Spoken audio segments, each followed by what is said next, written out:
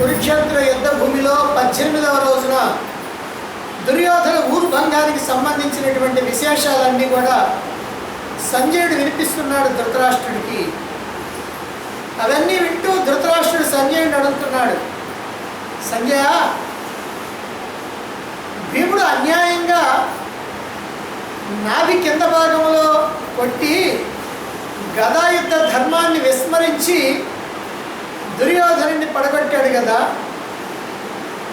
మరి అది చూసినటువంటి పాండవులు కానీ, పాంచాలులు కానీ, వార్ష్ణేయులు కానీ, మిగిలినటువంటి నానా దేశాధీశ్వరులైనటువంటి రాజులు కానీ అక్కడ ఎందరో చూస్తూ ఉన్నారు కదా చుట్టూ కూర్చొని, మరి వాళ్ళేమీ కూడా అనలేదా?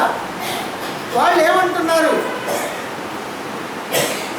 అని అడిగితే దానికి సమాధానంగా సంజయుడు చెప్పాడు, ఓ మహారాజా, ఆ రాజులందరూ కూడా ఆనందంతో ఉత్తరీయాలు ఎగరవేశారు, సింహనాదాలు చేశారు, శంఖాలు ఊదారు, కొంతమంది నృత్యం చేశారు, భీముడిని అనేక విధాలుగా ప్రశంసించారు. ఓ భీమసేన, 13 సంవత్సరాల నాడు చేసినటువంటి నీ ప్రతిజ్ఞని ఈనాడు నెరవేర్చుకున్నావు. దుశ్శాసనుడిని సంహరించి అతడి రొమ్మును చీల్చి వెచ్చటి నెత్తురు తాగుతానని ప్రతిజ్ఞ చేశావు. ఈనాడు ఆ ప్రతిజ్ఞను నెరవేర్చుకున్నావు. అలాగే దుర్యోధనుడి యొక్క తొడలు బ్రద్దలు చేసి సంహరిస్తానని ప్రతిజ్ఞ చేశావు. అది కూడా నువ్వు నెరవేర్చుకున్నావు ఇప్పుడు. కాబట్టి క్షత్రియోచితమైనటువంటి ధర్మానికి కట్టుబడ్డటువంటి నీవు బహుదా ప్రశంసనీయుడివి అని అందరూ కూడా అనేక విధాలుగా ప్రశంసించారు భీమసేనుడిని. అది చూసి శ్రీకృష్ణుడు ఆ రాజులందరితో అంటున్నాడు, ఓ రాజులారా, సచ్చినటువంటి శత్రువుని ఇంకా చంపొద్దు. దుర్యోధనుడు ఇప్పుడు రణభూమికి బలైపోయాడు. ఎంతమందో పెద్దలు చెప్పారు యుద్ధం వద్దని, అయినప్పటికీ వెళ్ళ.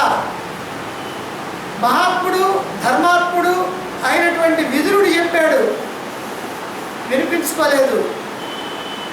తన తల్లి అయినటువంటి గాంధారి చెప్పింది, అయినా వినిపించుకోలేదు. ఇక భీష్ముడు, ద్రోణాచార్యుడు, కృపాచార్యుడు, సంజయుడు మొదలైనటువంటి వాళ్ళందరూ కూడా అనేక విధాలుగా చెప్పి చూచారు. అయినా సరే యుద్ధమే కావాలి అని అన్నాడు.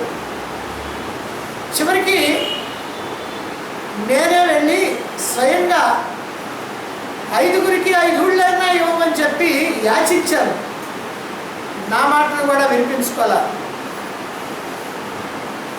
చివరికి అతను చేసినటువంటి కర్మల యొక్క ఫలితాన్ని ఇప్పుడు అనుభవించాడు. అందుకని మీరేమీ కూడా అతన్ని ఇంకా అని బాధ పెట్టాల్సినటువంటి పని లేదు అన్నాడు. శ్రీకృష్ణుడు అన్నటువంటి మాటలకి దుర్యోధనుడు తీవ్రమైనటువంటి అసహనంతో, క్రోధంతో 2 చేతుల్ని కూడా నేల కారించి బలవంతాన లేచి, కాళ్ళు లేవు కనుక అలా నేల మీదనే కూర్చొని లోపల కలుగుతున్నటువంటి బాధని అణుచుకొని ఆ కృష్ణుడితో అంటున్నాడు, ఓ కంసదాసుని యొక్క కుమారుడా, అధర్మం అంటే నిన్ను చూసి చెప్పాలి. ఎందుకనంటే ఎంతమందిని నువ్వు అధర్మంగా చంపించావు.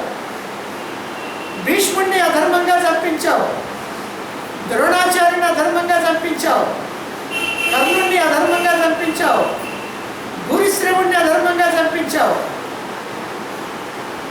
కర్ణుడి కోసం దాచి ఉంచుకున్నటువంటి ఇంద్రదత్తమైనటువంటి శక్తిని ఘటోత్కచుడి మీద ప్రయోగింపజేశావు. ఈ విధంగా ఎన్నో రకాలైనటువంటి మాయలు పన్నావు. అంతేకాకుండా చివరికి నన్ను భీముడి చేత గొడవలు బ్రద్దలు చేయించి సంహరించావు. నీకు దీనికి సిగ్గు వేయటం లేదా అని అంటే శ్రీకృష్ణుడు అంటున్నాడు, దుర్యోధన చాలా ధర్మంగా మాట్లాడుతున్నావు. ఇప్పుడు నేనే స్వయంగా వచ్చి 5గురికి 5 ఊళ్ళు అడిగాను, కాదు పొమ్మన్నావు. నీవు చేసినటువంటి అధర్మాల గురించి మర్చిపోతే ఎట్లా? విషాన్ని పెట్టావు భీముడికి, గంగలో పోయించావు, లక్క ఇంటిలో తల్లితో సహా పాండవుల 5గురిని కూడా తగలబెట్టాలని చెప్పి ప్రయత్నం చేశావు. మోసం చేసి జూదం ఆడించావు. పోనీ జూదంలో గెలిస్తే గెలిచావు. నిండు సభలోకి రజస్వలైనటువంటి ద్రౌపదిని పిలిపించి ఘోరమైనటువంటి పరాభవం చేశావు. మళ్ళీ పాండవుల చేత జూదవాడించి అరణ్య అజ్ఞాతవాసాలకు పంపించావు. ఇన్ని చేసినటువంటి వాడివి నువ్వు ఆ ధర్మాన్ని గురించి మాట్లాడేది. అసలు కపటం అంటే ఏమిటో నీ చర్యలన్నీ ఒక్కసారి జాగ్రత్తగా గమనిస్తే తెలిసిపోతుంది. నువ్వు చేసినటువంటి కపటం ఏదైతే ఉందో దాని కారణంగానే ఇప్పుడు నువ్వు సంహరించబడ్డావు. నీ యొక్క పరాజయం అంతా కూడా నువ్వు చేసినటువంటి కర్మల కారణంగానే జరిగింది. ఈ మాత్రం దానికి ఎవరినో నిందించి ప్రయోజనం ఏముంది? నువ్వు చేసింది కనుక ధర్మం అయినట్లయితే నువ్వు ఇలా మాట్లాడినా బాగానే ఉంటుంది. కానీ అధర్మపరుడివి, మోసాలు చేసినటువంటి వాడివి, పరాభవించినటువంటి వాడి, ఇలాంటి నీవు ఇలా మాట్లాడటం తగదు అన్నాడు. దాంతో దుర్యోధనుడు ఆ మాటలకి సమాధానం చెప్పలేక, నేను విధి ప్రకారం చదువుకున్నాను, యజ్ఞాలు చేశాను, దాన ధర్మాలు చేశాను, రాజుల యొక్క శిరస్సుల మీద పాదాలుంచి రాజ్య పరిపాలన చేశాను, ఇంకా నాకేం పర్వా? ఇప్పుడు యుద్ధంలో ధర్మబద్ధంగా పోరాడాను, వీరోచితంగా పోరాడి వీరస్వర్గాన్ని అలంకరించబోతున్నాను అన్నాడు. ఎప్పుడైతే దుర్యోధనుడు ఆ మాట అన్నాడో వెంటనే పుష్పవర్షం కురిసింది. గంధర్వులు గానం చేశారు, అప్సరసలు నాట్యం చేశారు, చల్లని గాలులు వీచినాయి. అదంతా చూచి పాండవులు ధర్మరాజు కాస్త సిగ్గుపడి తల ఉంచుకున్నారు. అలా ఉంచుకోవడానికి కారణం ఏమిటంటే దుర్యోధనుడు మాట్లాడిన తర్వాత పుష్పవర్షం కురిసింది కనుక దుర్యోధనుడే ధర్మంగా ఉన్నాడు అని దేవతలు కూడా అంగీకరిస్తున్నారేమో అనేటువంటి భ్రమలో ఉన్నాడు. అయితే శ్రీకృష్ణుడు చెప్పాడు, ధర్మనందన, నువ్వు ఇలా దిగులు పడాల్సినటువంటి అవసరం ఏమీ లేదు. ఎందుకనంటే అన్యాయాలు చేసినటువంటి వాడు దుర్యోధనుడు కాబట్టి దాని యొక్క ఫలితాన్ని అనుభవిస్తూ ఉన్నాడు. ఇప్పుడు ఈ పుష్పవర్షం ఎందుకు కురిసింది అక్కడ శ్రీకృష్ణుడు చెప్పలేదు. కానీ మనం జాగ్రత్తగా ఆలోచించాలి. ఎందుకనంటే దీన్ని బట్టి మహాభారతాన్ని అడ్డగోలుగా విమర్శించేటువంటి విమర్శకులు దుర్యోధనుడే ధర్మాత్ముడు అందుకనే పుష్పవర్షం కురిసింది అని అంటారు. కానీ యథార్థం ఏమిటంటే యుద్ధంలో వీరోచితంగా పోరాడి వీరమరణం చెందినటువంటి వాడికి స్వర్గం లభిస్తుంది. ఎవరికైనా ఎంత పాపాత్ముడైనా సరే. అందుకనే నేను స్వర్గానికి వెళ్ళబోతున్నాను నా మిత్రులతో కలిసి అనగానే పుష్పవర్షం కురిసింది. అంటే స్వర్గానికి వెళ్ళటం నిజమే అనేటువంటి భావన. అప్పుడు శ్రీకృష్ణుడు అంటున్నాడు, ఓ ధర్మనందన, అదృష్టం కొద్దీ మీరు గెలిచారు, శత్రువులు ఓడిపోయారు, మీ 5గురు సోదరులు క్షేమంగా ఉన్నారు. గతంలో ఒకసారి మీరు అరణ్యవాసం చేసిన తర్వాత ఉపప్లావ్యానికి నేను వచ్చాను మిమ్మల్ని పలకరిద్దామని. ఆ సమయంలో నువ్వు ఒక మాట అన్నావు నాతోటి, ఓ కృష్ణ, ఆపద వేళల్లో మమ్మల్ని నువ్వే రక్షించాలి అని అన్నావు. అదిగో ఆ మాట ప్రకారమే ఇప్పుడు నేను నడుచుకోవటం జరిగింది అన్నాడు. ఆ మాటలకి ధర్మరాజు అంటున్నాడు, కృష్ణ, ఇదంతా నీ అనుగ్రహం. నీవు తప్ప ఇంతటి ఘనకార్యాన్ని చేయగలిగినటువంటి వాడు ఈ ప్రపంచంలో ఇంకెవరు లేరు. ఉపప్లవ్యంలో కృష్ణద్వైపాయన వ్యాస మహర్షి నాతో ఒక మాట చెప్పారు. యతో ధర్మ తతో కృష్ణ, యతో కృష్ణ తతో జయ. ధర్మం ఎక్కడుంటుందో శ్రీకృష్ణుడు అక్కడ ఉంటాడు, కృష్ణుడు ఎక్కడుంటాడో విజయం అక్కడే ఉంటుంది అని. ఇప్పుడు ఆ మాట నిజమైంది. నువ్వు మా పక్షంలో ఉన్నావంటే మాది ధర్మపక్షం అని. అందుకే మాకు విజయం కలిగింది అని అంటే నువ్వు ఉండటం వల్లనే. ఈ మాట వ్యాస మహర్షి నాతో అన్నాడు అని చెప్పాడు ధర్మరాజు. సరే, అందరూ కలిసి శిబిరాలకు ప్రయాణం అయ్యారు. శిబిరాలకు ప్రయాణం అయిన తర్వాత అందరూ కూడా గుర్రాలు రథాలు దిగుతూ ఉన్నారు. అప్పుడు శ్రీకృష్ణుడితో ధర్మరాజు ఒక మాట అన్నాడు. ఓ కృష్ణ, నీ అనుగ్రహం వల్ల ఇంతవరకు అన్ని సక్రమంగా జరిగినాయి.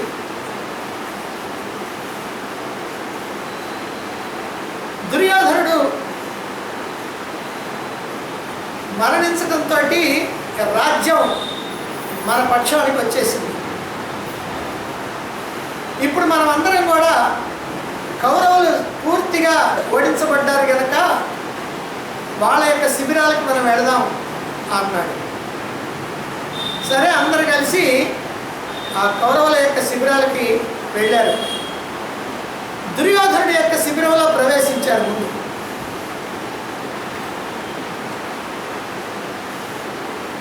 అయితే పాండవుల వెనక నీ కుమారుడైనటువంటి యూత్సుడు కూడా ఉన్నాడు అని సంజయుడు చెప్తూ ఉన్నాడు.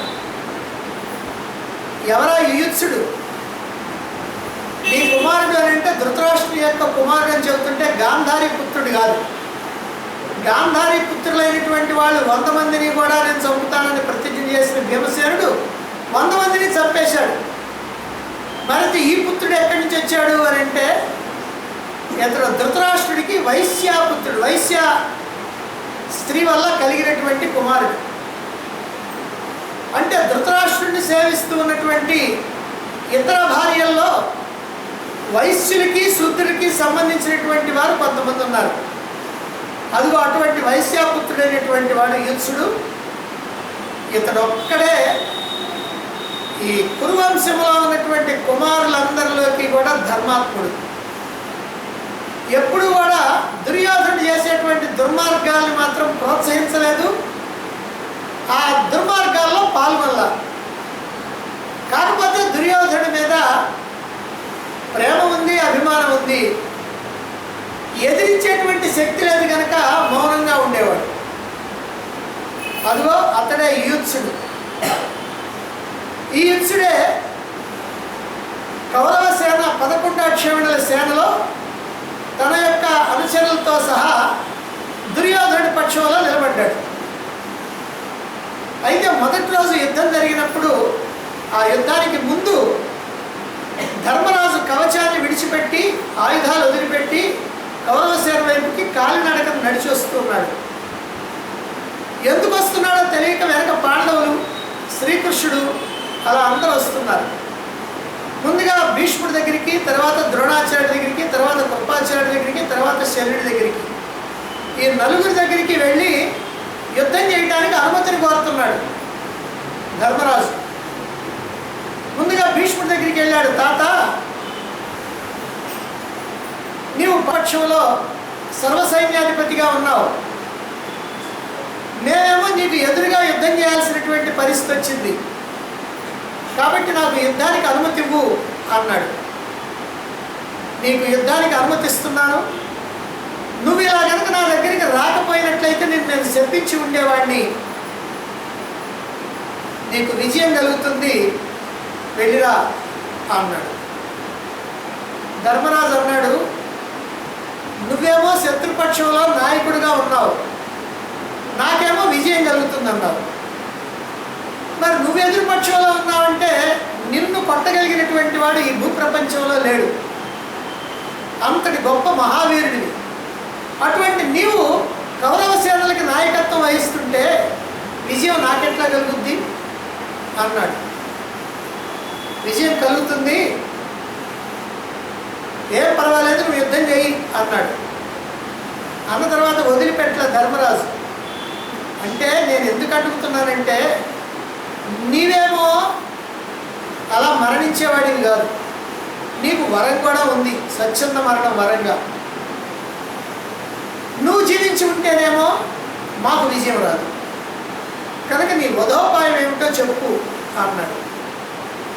ఇది సమయం కాదు, దానికి సమయం వచ్చినప్పుడు నేను చెప్తాను, అప్పుడు మళ్ళీ వద్దు కానీ అన్నాడు. ఆ తర్వాత ద్రోణాచార్య దగ్గరికి పోయాడు, ఆ తర్వాత కృపాచార్య దగ్గరికి పోయాడు, ఆ తర్వాత శివుడి దగ్గరికి పోయాడు. అందరినీ ఇట్లనే అడిగాడు. సరే, వాళ్ళ సమాధానాలు చెప్పాడు. తిరిగి వచ్చేస్తూ రెండు సేనల మధ్యలో నిలబడి ఒక మాట అన్నాడు, ఎవరైనా సరే ఈ పక్షంలో ఉండటం మాకు ఇష్టం లేదు, నేను కౌరవ పక్షంలోకి వెళ్ళాలి అని ఇటు ఉన్నటువంటి వాళ్ళు ఎవరైనా అనుకుంటే వాళ్ళు వెళ్ళొచ్చు.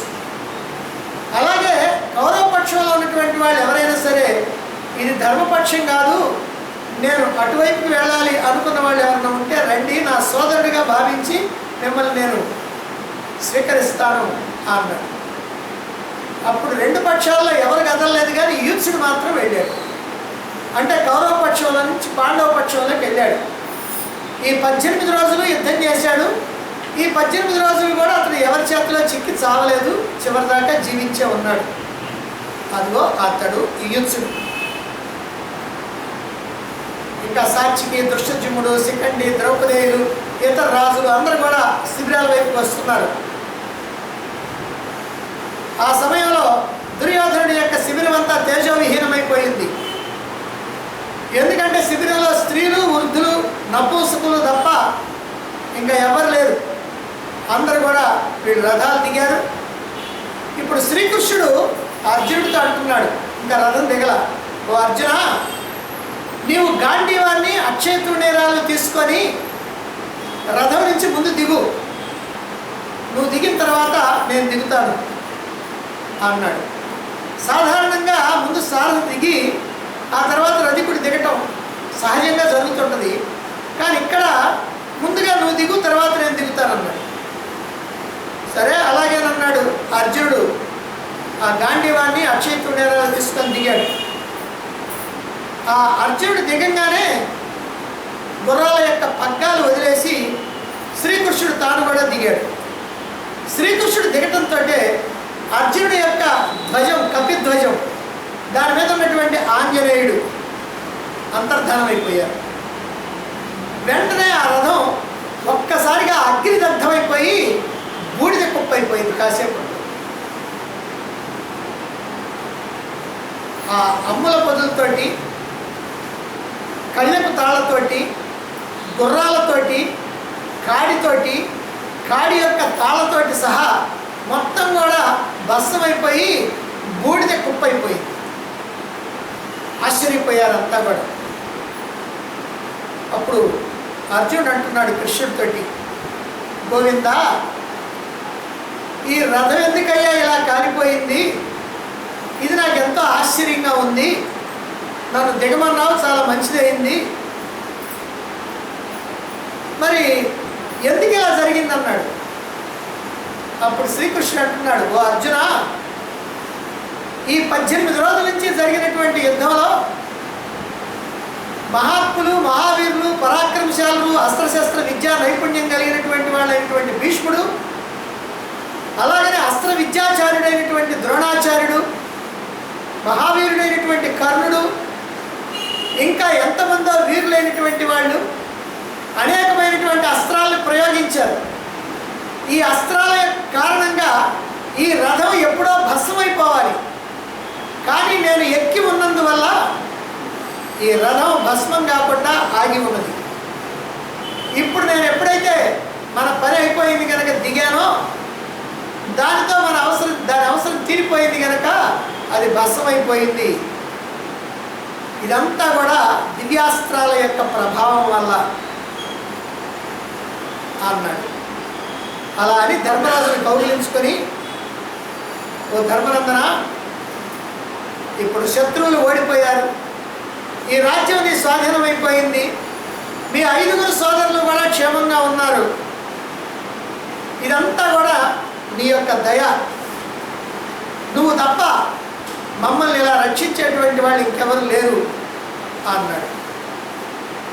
సరే, అందరూ కూడా దుర్యోధనుడి యొక్క శిబిరంలో ప్రవేశించారు.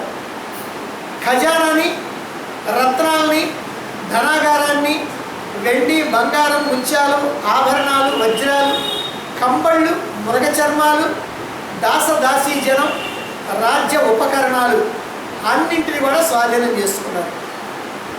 ఆ తర్వాత పాండవులు, సాత్యకి అంతా అక్కడే కూర్చున్నారు. శ్రీకృష్ణుడు అంటున్నాడు, ఈరోజు మనకి శుభం, మన శుభం కోసం అని చెప్పి మనం శిబిరాలకు వెలుపల ఈరోజు నివసిద్దాం అని చెప్పి 5 పాండవుల్ని, సాత్యకిని తీసుకొని శ్రీకృష్ణుడు ఓఘవతి నదీ తీరంలో ఆ రాత్రికి విశ్రమించాలని వెళ్ళిపోయారు. 5 పాండవులు, సాత్యకి, శ్రీకృష్ణుడు, ఈ 7 మాత్రం వెళ్ళారు. అప్పుడు ధర్మరాజు అన్నాడు, అక్కడికి వెళ్ళిన తర్వాత ఆ ఓఘవతి నదీ తీరంలో అందరూ కూడా పడకలు ఏర్పాటు చేసుకొని విశ్రమించడానికి సిద్ధంగానే, ఓ కృష్ణ, ధర్మరాజు అంటున్నాడు, మహాభారతంలో ధర్మరాజు యొక్క దూరదృష్టిని మనం ఇలాంటి చోట కనిపెట్టాలి. ధర్మరాజు యొక్క పొరపాట్లు ఏమిటంటే చూద్దాం, కానీ ధర్మరాజు యొక్క దూరదృష్టి, జాగ్రత్తగా ఆలోచించేటువంటి విధానం మనకి యుద్ధ పర్వాల్లో శల్యుడి విషయంలో కనపడుద్ది. ఎందుకంటే శల్యుడు కౌరవపక్షంలో చేరితే ఆ శల్యుడినే ఉపయోగించి కౌరవపక్షానికి నష్టం జరిగేటట్టుగా, తమకు లాభం జరిగేటట్టుగా ఏర్పాటు చేసుకున్నాడు. అది దూరదృష్టి. అంటే భవిష్యత్తులో ఎప్పుడో కర్ణుడికి నేను సారథిగా ఉండమంటారు అని ఆలోచించాడు. అలాగే ఇప్పుడు కూడా ఆలోచించాడు. అందుకని అంటున్నాడు, ఏమంటున్నాడో జాగ్రత్తగా మనం అర్థం చేసుకుంటే తెలుస్తుంది. ఓ కృష్ణ, పుత్రశోకం వల్ల కలిగినటువంటి దుఃఖంతో, బాగా తీవ్రమైనటువంటి క్రోధంతో మండిపడుతూ ఉన్నటువంటి గాంధారికి నువ్వే ఉపశమనం కలిగించాలి. కాబట్టి నువ్వు వెంటనే హస్తినాపురానికి వెళితే బాగుంటుంది, అక్కడ వ్యాసుల వారు కూడా ఉంటారు అన్నాడు ధర్మరాజు. అంటే కృష్ణుడిని హస్తినాపురానికి వెళ్ళి గాంధారిని శాంతింపజేయాలంటున్నాడు. సరే, శ్రీకృష్ణుడు దారికొండి పిలిచి రథం సిద్ధం చేయి, వెంటనే హస్తినాపురం వెళ్ళాలని చెప్పాడు. పాండవులందరూ కూడా శ్రీకృష్ణుడు అంటున్నారు, గాంధారిని ఓదార్చగలిగినటువంటి శక్తి నీకు తప్ప మరెవరికి లేదు, నువ్వే ఆమెను ఓదార్చాలి అన్నారు. సరే, ఈ ప్రకారంగా శ్రీకృష్ణుడిని ధర్మరాజు హస్తినాపురానికి పంపించడానికి ఏమిటి కారణం, ఇది మనం ఆలోచించాలి. ఎందుకంటే మహాభారతంలో కథ ఉంటుంది, వివరాలన్నీ కూడా అక్కడక్కడ ఈ లోతుపాతులన్నీ మనమే తెలుసుకోవాలి, విశ్లేషణ చేసి తెలుసుకోవాలి. ఎందుకు గాంధారిని ఓదార్చడం, దానికోసం శ్రీకృష్ణుడే ఎందుకు స్వయంగా రావాలి అని అంటే, శ్రీకృష్ణుడు రాయబారానికి వచ్చినప్పుడు గాంధారి కూడా అక్కడే ఉంది. శ్రీకృష్ణుడు చెప్పినటువంటి సంధి మాటల్ని గాంధారి విన్నది, దుర్యోధనుడు విని వ్యతిరేకించాడు. అందువల్ల యుద్ధం జరిగింది. ఆ యుద్ధంలో పాండవులకి విజయం లభించింది. అయినప్పటికీ కూడా ధర్మరాజు ఇలా శ్రీకృష్ణుడిని పంపించాడంటే ఏదో విశేషం ఉండాలి. ఎందుకనంటే అందరూ చెప్పారు, వినలేదు. అతడే అన్నాడు, దుర్యోధనుడే, చేతైతే యుద్ధం చేసి తీసుకోండి, అంతేగాని నేను భూమిని ఇవ్వను అన్నాడు. యుద్ధం చేశారు, తీసుకుంటున్నాడు. మరి ఇంత మాత్రానికి గాంధారి దగ్గరికి పోయి ఆమెను ఎందుకు శాంతింపజేయాలి అంటే, ధర్మరాజు ఇలా పంపించాడనంటే ఏదో గొప్ప విశేషం ఉండి ఉండాలి. ఏమిటనంటే భీమసేనుడు గాంధారి పుత్రులు 100 మందిని కూడా సంహరించాడు.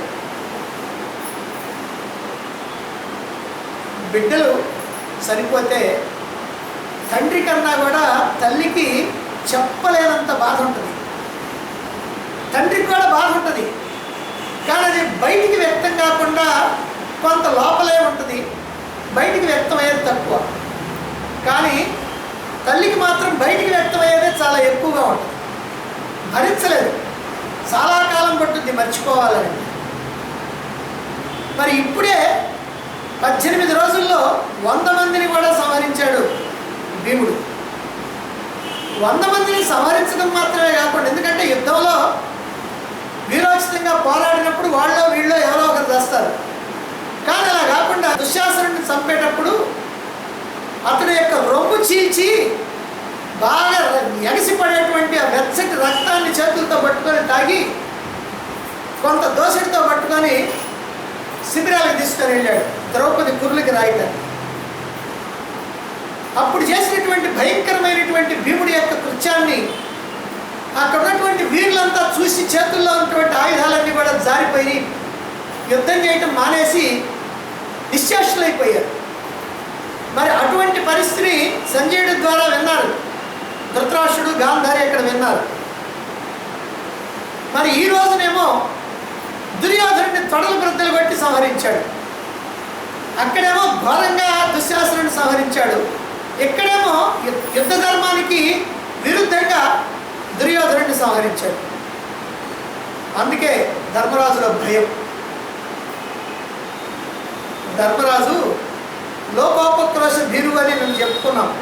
అంటే లోకమంతా ఏమనుకుంటుందో అని ఎప్పుడు ఆలోచిస్తూ ఉంటాడు. అందుకని ఆ భయం ఉందన్నమాట. గాంధారికేమో తపోబలం ఉంది, తపశక్తి సంపన్నురాలైనటువంటి ఆమె గాంధారి. ఆమెకు గనక కోపం వచ్చినట్లయితే ఆమె తపోబలంతో తమని ఖచ్చితంగా దహించి వేస్తుంది.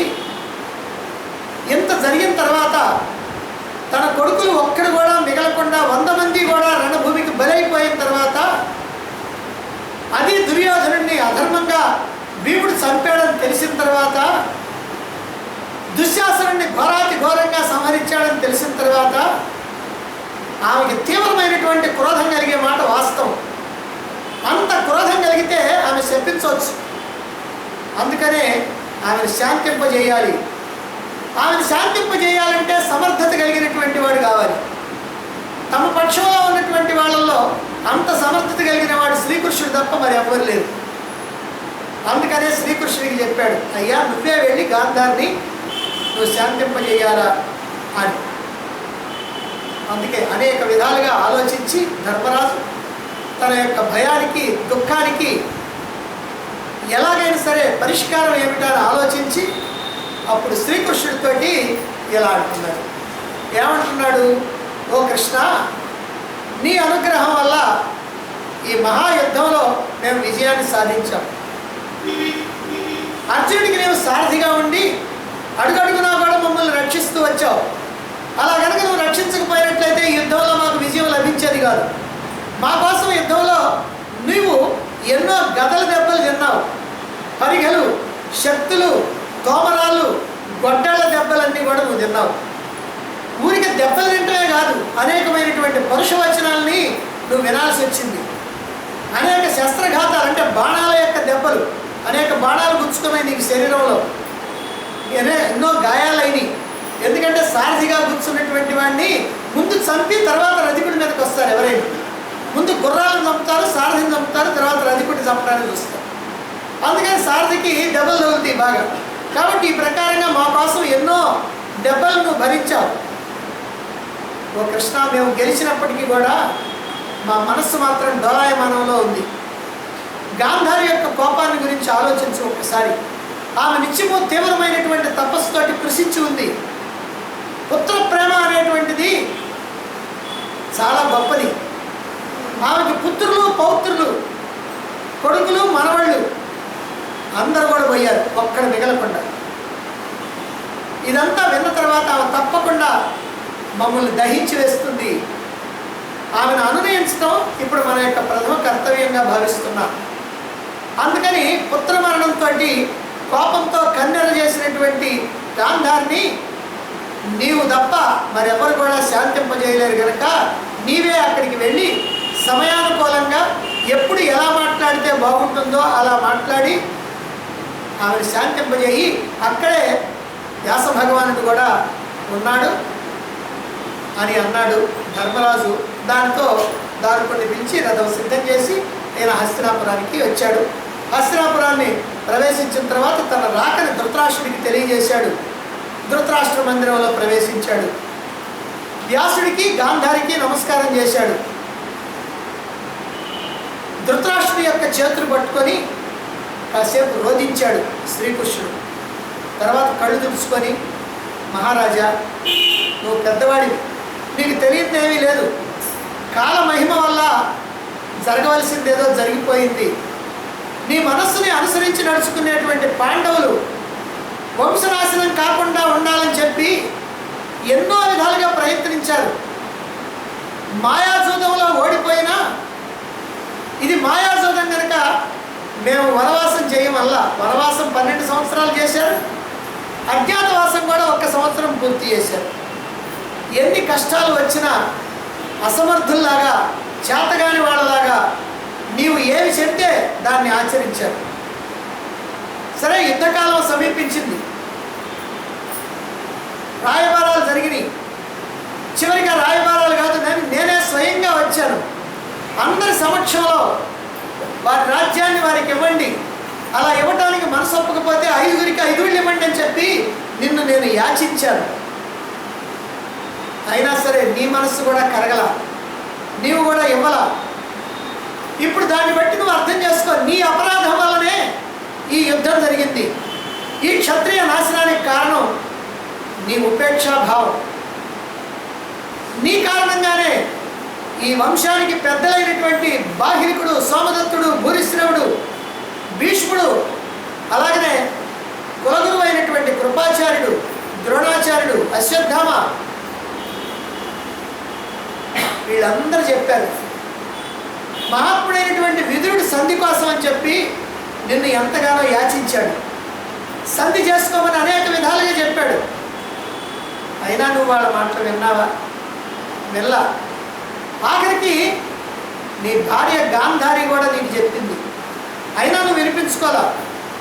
ఇదంతా కూడా కాలప్రభావం అని తెలుసుకో. అందరికీ విధియే గతి. పాండవులు ధర్మదృష్టితో కానీ, న్యాయ దృష్టితో కానీ, స్నేహ దృష్టితో కానీ ఏమాత్రం కూడా దోషం లేనటువంటి వాళ్ళు. ఏ రకంగా కూడా వాళ్ళల్లో దోషాన్ని ఎత్తి చూపించడానికి వీల్లేదు. ఇదంతా నీ దోషమే అని గ్రహించి పాండవులపై అసూయని విడిచిపెట్టు. ఇంతవరకు నువ్వు పాండవుల్ని సంహరించాలా, చంపాలా అని చేసినటువంటి ప్రయత్నాలు ఎన్నో ఉన్నాయి. అవన్నీ ఇక మానేసి. ఎందుకంటే ఇక నీ వంశం అంతా కూడా పాండవుల ద్వారానే కొనసాగాలి. నీకు కానీ, గాంధారికి కానీ పుత్రులు చేయవలసినటువంటి పిండ ప్రదానాలు కానీ, దానాదులు కానీ, వాటి యొక్క ఫలితాలు కానీ పాండవుల ద్వారానే జరగాలి.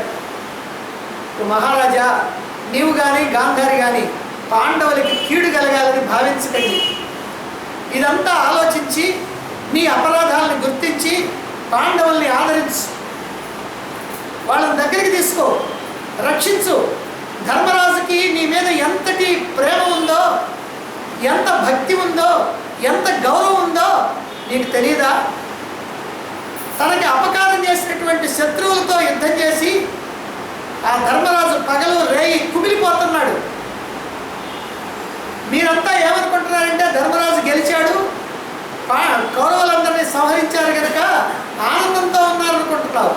కానీ ధర్మరాజు ఆనందంగా లేడు, ప్రతిరోజు కూడా కుమిలిపోతూ ఉన్నాడు. ఈ యుద్ధంలో ఎంతోమంది చనిపోతూ ఉన్నారు, తమవారు, తమ కోసం వచ్చినటువంటి వారు, మిత్రులైనటువంటి వారు అని ప్రతిరోజు కుమిలిపోతూ ఉన్నాడు. అంతేకాదు నీ గురించి, గాంధారి గురించి ఎంతో బాధపడుతూ ఉన్నాడు. ఆ ధర్మరాజు శాంతిని పొందలేకపోతూ ఉన్నాడు. మీరేమో పుత్రశోకంతో తప్పించిపోతూ ఉన్నారు. అందువల్లనే ధర్మరాజు నీ దగ్గరికి రాలేకపోతున్నాడు. అందుకే నన్ను పంపించాడు. అని ధృతరాష్ట్రుడితో చెప్పి గాంధారితో అంటున్నాడు, అమ్మా గాంధారి, నీవు మహాపతివ్రతవి, నీకు గుర్తుంది కదా ఆనాడు సభలో నా సమక్షంలో ఉభయులకు హితకరమైనటువంటి ధర్మార్థ సహితమైనటువంటి మాటలు నువ్వు చెప్పావు.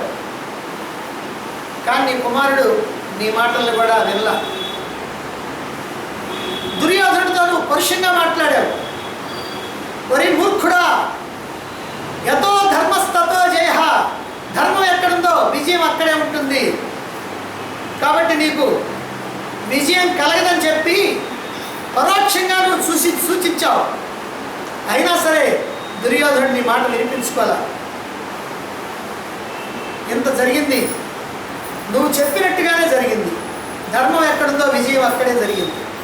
కాబట్టి నీ మనస్సుని శోకం వైపు మళ్ళనీయొద్దు. నీ తపోబలంతో ఈ భూమిని నీవు దహించగలవు. నీ దగ్గర అంతటి తపశక్తి ఉంది కనుక పాండవ వినాశనం వైపుకి నీ బుద్ధిని మరల్చొద్దు అన్నాడు. అది విన్న తర్వాత గాంధారి అంటున్నది, కేశవ నువ్వు చెప్పింది నిజమే. మనోవ్యధతోటి మండిపోతున్నటువంటి నా బుద్ధి కొంచెం చలించినటువంటి మాట నిజమే. అంటే పాండవుల మీద కోపం వచ్చినటువంటి మాట నిజమే. కానీ నీ మాటలు విన్న తర్వాత ఇప్పుడు నా మనస్సు నిలకడగా ఉంది. అయితే ఇప్పుడు అంధుడు వృద్ధుడు అయినటువంటి పుత్రహీనుడు అయినటువంటి ఈ రాజుకి పాండవులతో కలిసి నువ్వే దిక్కు కావాలి. ఇక నువ్వేనయ్యా మాకు దిక్కు అని గాంధారి